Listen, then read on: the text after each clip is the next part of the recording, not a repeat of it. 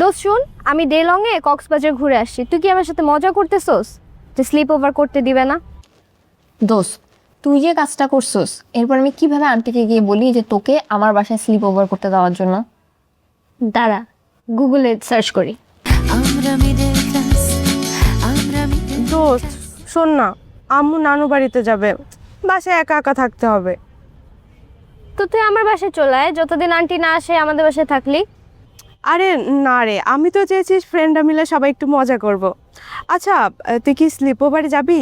তোর বাসা থেকে কি স্লিপ ওভারের পারমিশন দিবে? আঙ্কেল আন্টি যে করার করা, তোকে তো ঠিকমতো কোচিংয়েই যেতে দেয় না, আসার সময় দিয়ে আসে আবার যাওয়ার সময় নিয়ে যায়। দোস্ত শুন, আমি ডে লং এ কক্সবাজার ঘুরে আসছি। তুই কি আমার সাথে মজা করতেছস যে স্লিপ ওভার করতে দিবে না? ফানি মানে। দোস্ত শোন না, স্বর্ণা জিজ্ঞেস করেছিল স্লিপ ওভারে কি বয়ফ্রেন্ড অ্যালাউ? দোস্ত দেখ, স্বর্ণার বাসায় পারমিশন নিতে গেলে 4-5 জন মানুষের কথা বলা লাগে। কমন সেন্সটা কি? ও জিজ্ঞেস করে বয়ফ্রেন্ড অ্যালাউ কিনা স্লিপ ওভারে। এসব ছেলে টেলে থাকলে আমি যাবো না এসব স্লিপ ওভার। আরে না না, রাগ করিস না, আমি তো জাস্ট জিজ্ঞেস করলাম। আমার আম্মু যদি জানতে পারে আমাকে সেই মাইট দেবে, আমি তো একদম শেষ। ছেলে টেলে অ্যালাউ না, শুধু মেয়েরা মেয়েরা স্লিপ ওভার করবো, তাহলে আমি আসি। আর শুন, তাহলে তুই একটা গ্রুপ বানা, প্ল্যান কর কে কবে ফ্রি আছে, সবার ডেট ফিক্স করে আমাকে জানাইস। আচ্ছা আচ্ছা দোস্ত, তুই একদম টেনশন করিস না, আমি সবার কাছ থেকে খোঁজ খবর নিয়ে তোকে জানাবো, ঠিক আছে? ঠিক আছে। আর শুন, আমি বাসা চলে যাই, অনেক দেরি হয়ে গেছে, পরে বাসা চিন্তা করবে। আচ্ছা আচ্ছা ঠিক আছে, যা। চল উঠি। চল, আমিও যাব। তুই যা, তোর না কে জানি আসবে?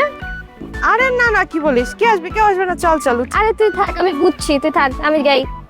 আল্লাহ হাফেজ। আচ্ছা সাবধানে যাস, হ্যাঁ? ঠিক আছে।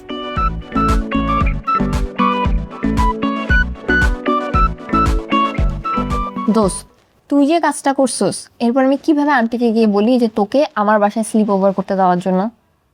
দাঁড়া, গুগলে সার্চ করি।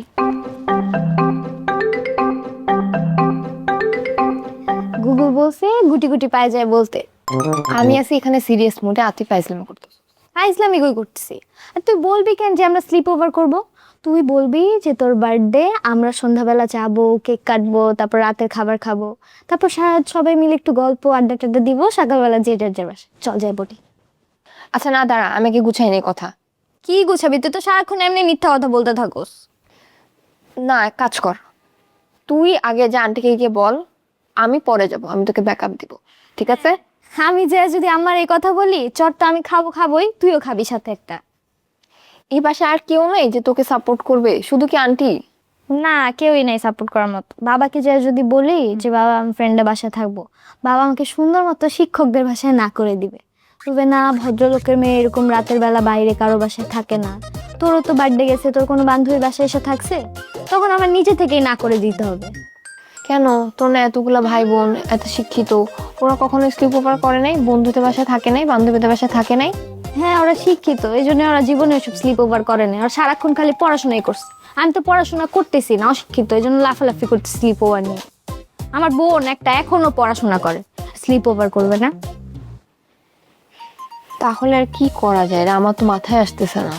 এক কাজ কর, ভাবিরে বলি, ভাবিরে ভাইয়েরা রাজি করাবো। হ্যাঁ, এটা করা যায়, কাজ কর, যা তাহলে ভাবিকে গিয়ে বল। ঠিক আছে, আমি বলে আসি। হ্যাঁ।